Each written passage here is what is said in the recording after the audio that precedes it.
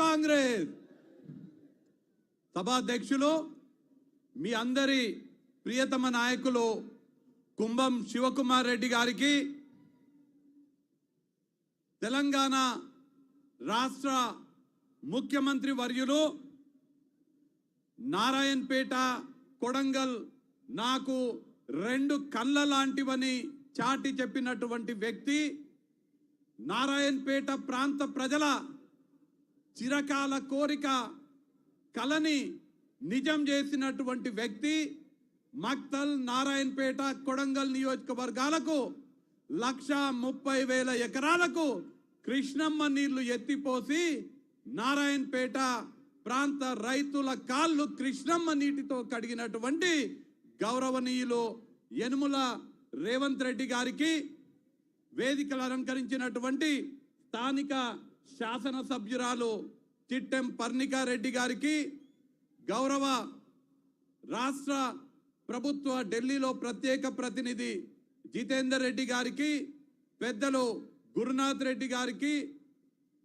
AICC కార్యదర్శి సంపత్ కుమార్ గారికి, గౌరవ శాసనసభ్యులు శ్రీహరి ముదిరాజ్ గారికి, వీర్లపల్లి శంకర్ గారికి, ఎన్ఎం శ్రీనివాస్ రెడ్డి గారికి, జిఎంఆర్ గారికి, అనిరుద్ రెడ్డి గారికి, కసిరెడ్డి నారాయణ రెడ్డి గారికి, వేదికను అలంకరించినటువంటి కాంగ్రెస్ పార్టీ పెద్దలందరికీ, ఇక్కడికి నారాయణపేట నియోజకవర్గ నలుమూలల నుంచి విచ్చేసినటువంటి కాంగ్రెస్ పార్టీ అభిమానులకి, రేవంత్ రెడ్డి గారికి మాకు సాగునీరు అందిస్తున్నందుకు మేము కృతజ్ఞతగా ఇక్కడికి తరలి వచ్చినామని చెప్తున్నటువంటి మీ అందరికీ పేరు పేరున నమస్కారాలు తెలియజేసుకుంటున్నా. మొదటగా మీ అందరి తరపున ఇవాళ మన రాష్ట్ర ముఖ్యమంత్రి మన కలలని సాకారం చేస్తున్నటువంటి, నారాయణపేటని అభివృద్ధి పదంలోకి నడిపిస్తున్నటువంటి యనుమల రేవంత్ రెడ్డి గారికి మీ అందరి తరపున హృదయపూర్వకంగా కృతజ్ఞతలు తెలియజేసుకుంటున్నా. ఇక్కడ మిమ్మల్ని అందరినీ కూడా చూస్తుంటే నారాయణపేట నియోజకవర్గంలోని ప్రతి గ్రామం నుంచి, ప్రతి పల్లె నుంచి, ప్రతి తండ నుంచి విచ్చేసినటువంటి ప్రజానీకాన్ని చూస్తూ ఉంటే ఇది కేవలం జన జాతర మాత్రమే కాదు, నారాయణపేటలో మొదలైనటువంటి మహబూబ్ నగర్ జైత్ర యాత్రలాగా కనిపిస్తున్నది.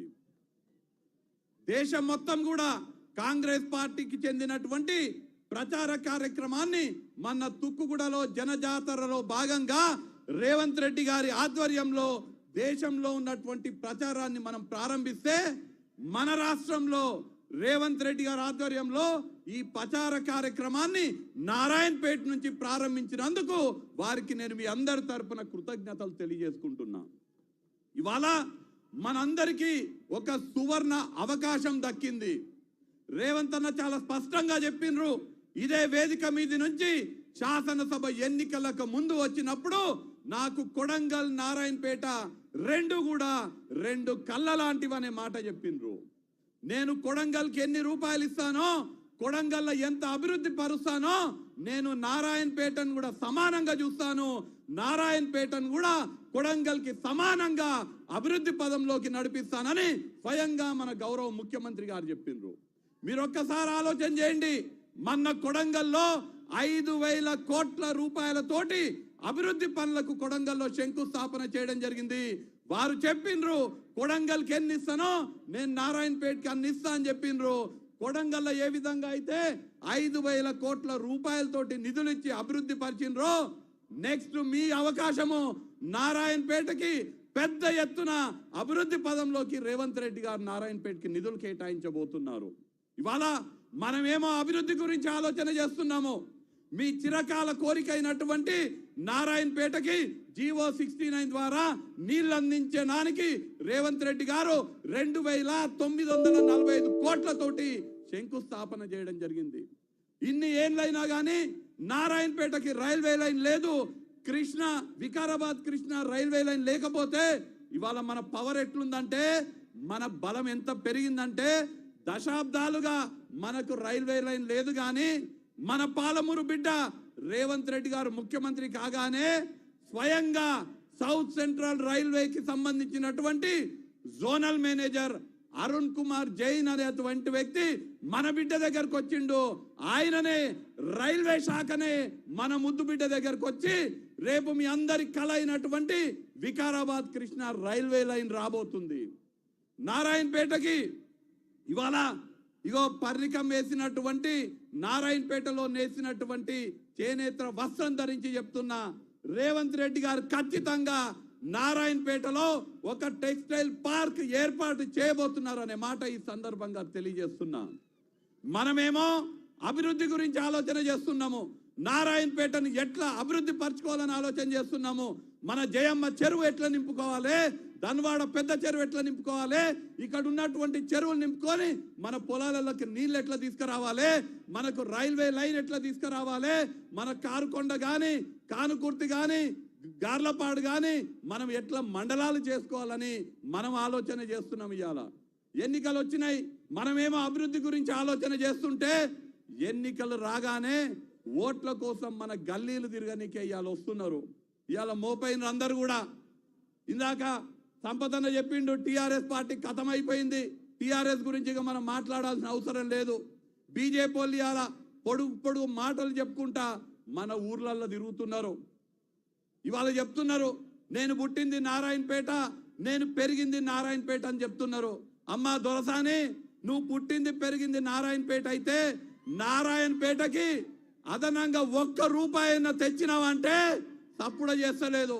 నేను ఇవాళ అడుగుతున్నా, నారాయణపేట ప్రజలందరి తరపున నారాయణపేట ప్రజల సమక్షంలో అడుగుతున్నా, అమ్మా నారాయణపేటకి 1 రూపాయినన్నా అదనంగా నువ్వు నిధులు తీసుకొచ్చినవా, ఏదన్నా 1 ప్రాజెక్టు తీసుకొచ్చినవా, ఏదైనా 1 పథకాన్ని తీసుకొచ్చినవని నేను ఇవాళ అడుగుతున్నా. మొన్న రేవంత్ అన్న మాట్లాడుతూ ప్రజలందరూ కూడా అనుకుంటుంటే దొరసాని అనంటే నన్ను దొరసాని అంటవా అని అన్నది. నేను ఇవాళ చెప్తున్నా, బరాబర్ నువ్వు దొరసానివే, మామూలు దొరసానివి కాదు, మామూలు దొరసానివి కాదు. ఒళ్ళంతా అహంకారంతో నిండినటువంటి అహంకారత పూరితమైనటువంటి దొరసానివి. పూటకొక పార్టీ మార్చే, మన తెలుగుదేశము, మన సమాజ్వాదీ పార్టీ, తర్వాత కాంగ్రెస్, ఇలా భారతీయ జనతా పార్టీ, రేపు ఎంఐఎం టిఆర్ఎస్ కి పోతుందేమో. పూటకొక పార్టీ మార్చే అవకాశవాద దొరసానివి నువ్వు. బడుగు బలహీన వర్గాలని ఓర్వలేనటువంటి బలహీన వర్గాల వ్యతిరేక దొరసానివి నువ్వు. గద్వాలలో బంగ్లా రాజకీయాలు చేసే అహంకారిత పూర్వమైనటువంటి దొరసానివి. నేను ఇలా చెప్తున్నా చాలా బాధ్యతతోటి, ముదిరాజుల వ్యతిరేక దొరసానివి నువ్వు. ఇక్కడ మా శ్రీహరి ఉన్నాడు, శ్రీహరి ముదిరాజు ఉన్నాడు. చాలా చిన్న కుటుంబం నుంచి ఒక ముదిరాజు బిడ్డగా రాజకీయాలలో ఎదుగుతుంటే రేవంత్ అన్న శ్రీహరి అన్న పడుతున్నటువంటి కష్టాన్ని చూసి టికెట్ ఇచ్చి శ్రీహరి అన్నని ఎమ్మెల్యేగా చేయాలని చూస్తే ఒక ముదిరాజు బిడ్డ ఎమ్మెల్యేగా అవ్వడం చూసి ఓర్వలేక శ్రీహరి ముదిరాజుని ఓడగొట్టనీకే ఆమె సొంత పార్టీ నుంచి పోటీ చేసిన జలంధర్ అన్నకు కూడా వెన్నుపోటు పొడిసి వాళ్ళ తమ్ముడైనటువంటి రామ్మోహన్ రెడ్డికి మద్దతు ఇచ్చినటువంటి ముదిరాజుల వ్యతిరేక దొరసాని నువ్వని అలా చెప్తున్నా. ముదిరాజుల వ్యతిరేకే కాదు, ఇక్కడ మా సరితమ్మ ఉన్నది. మా సరితమ్మ రాష్ట్రంలో కాంగ్రెస్ పార్టీ నుంచి ఒక యాదవ కురుమ ఎమ్మెల్యే ఉండాలని మా సరితమ్మకు టికెట్ ఇస్తే మా సరితమ్మని ఓడగట్టనీకే నీ అల్లుడికి మద్దతు ఇచ్చి నీ అల్లుడిని గెలిపించుకున్నటువంటి యాదవ కురుమ వ్యతిరేక దొరసానివి నువ్వని నేను ఇలా చెప్తున్నా. నువ్వు నిజంగా దొరసానివి. ఈ ప్రాంత ప్రజలని ఓట్ల కోసము ఈ ప్రాంత ప్రజలని మోసం చేస్తున్నటువంటి దొరసానివని నేను చాలా బాధ్యతతోటి ఇవాళ నేను చెప్తున్నా. ఇవాళ అంటది నాది నారాయణపేట, నారాయణపేట మొత్తం నేను చెప్పినట్టు వింటారని చెప్తున్నది ఆ దొరసాని. నేనే అడుగుతున్నా, నిజంగా నువ్వు నారాయణపేట బిడ్డవైతే నారాయణపేటకు వచ్చినటువంటి సైనిక్ స్కూలు ఇక్కడి నుంచి పోతుంటే నువ్వు ఎప్పుడన్నా మాట్లాడినవా అని నేను అడుగుతున్నా. ఇవాళ భారతీయ జనతా పార్టీలో ఉన్నావు, కేంద్రంలో మీ ప్రభుత్వం ఉన్నది. వికారాబాద్ కృష్ణా లైన్ గురించి నారాయణపేటకి రైల్వే లైన్ రావాలని ఎప్పుడన్నా నువ్వు ప్రయత్నం చేసినవా? నరేంద్ర మోడీ దగ్గరకు పోయి జాతీయ ఉపాధ్యక్షురాలు పదవి అడుక్కున్నావు, కానీ మా నారాయణపేటకి రైల్వే లైన్ కావాలని ఎప్పుడన్నా అడిగినవా అని నేను అడుగుతున్నా. ధన్వాడ బిడ్డనని చెప్తావు, ధన్వాడ నుంచి చాలా మంది వచ్చింది. ఇక్కడ ధన్వాడ పెద్ద చెరువు నింపనీకే ఎప్పుడన్నా ఆలోచన చేసినావని అడుగుతున్నా.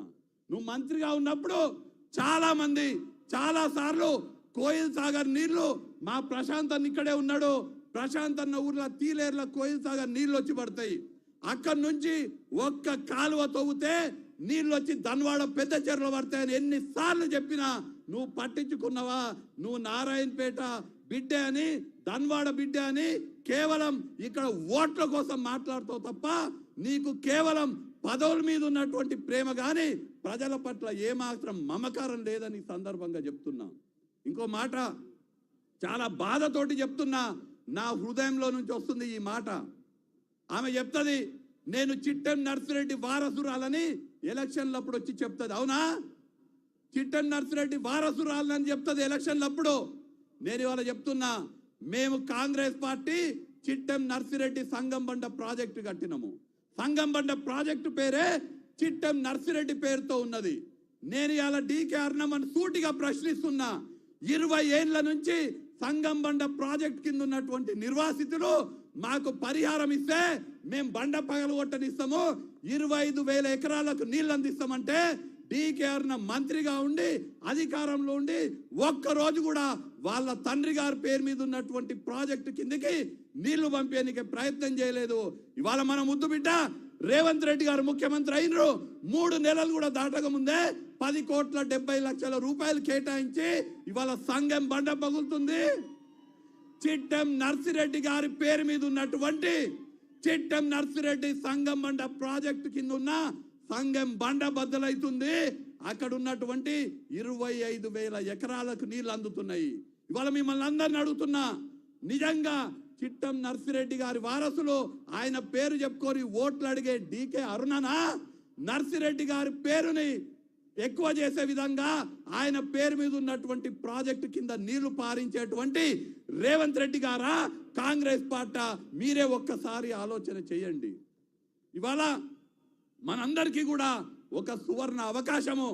మన బిడ్డ, మన పాలమూరు ముద్దు బిడ్డ మన రేవంత్ రెడ్డి గారు ముఖ్యమంత్రిగా ఉన్నారు.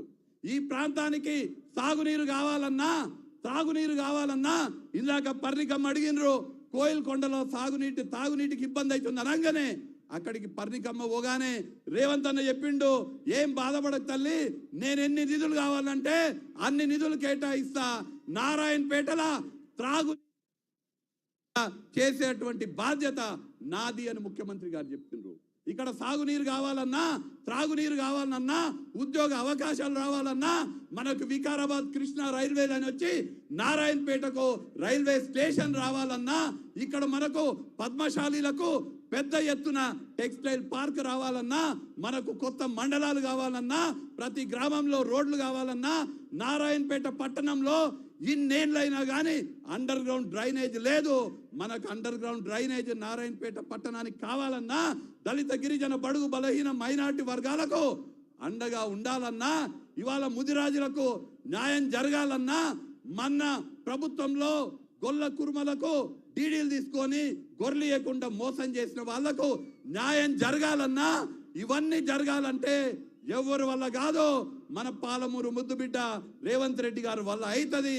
వారే మన ప్రాంతాన్ని అభివృద్ధి పదంలో నడిపిస్తారు, సంక్షేమాన్ని మనకిస్తారనే మాట తెలియజేస్తూ మిమ్మల్ని అందరినీ కూడా మనస్ఫూర్తిగా హృదయపూర్వకంగా ఇక్కడ ఉన్నటువంటి నారాయణపేట నియోజకవర్గంలో ప్రతి గ్రామం నుంచి, ప్రతి పల్లె నుంచి, ప్రతి తండ నుంచి వచ్చినటువంటి మీ అందరికీ చేతులు జోడించి కాంగ్రెస్ పార్టీ అభ్యర్థిగా, చేతు గుర్తు మీద పోటీ చేస్తున్నటువంటి అభ్యర్థిగా సోనియా గాంధీ, మల్లికార్జున్ ఖార్గే, రాహుల్ గాంధీ గారు, మన ప్రియతమ నాయకుడు రేవంత్ రెడ్డి గారు బలపరిచినటువంటి కాంగ్రెస్ అభ్యర్థిగా దయచేసి మీ అమూల్యమైన ఓటు నా గుర్తైనటువంటి చేతి ప్రాంతానికి సేవ చేసుకునే అవకాశం నాకు కల్పించాల్సిందిగా మిమ్మల్ని అందరినీ చేతులు జోడించి కోరుకుంటున్నాను.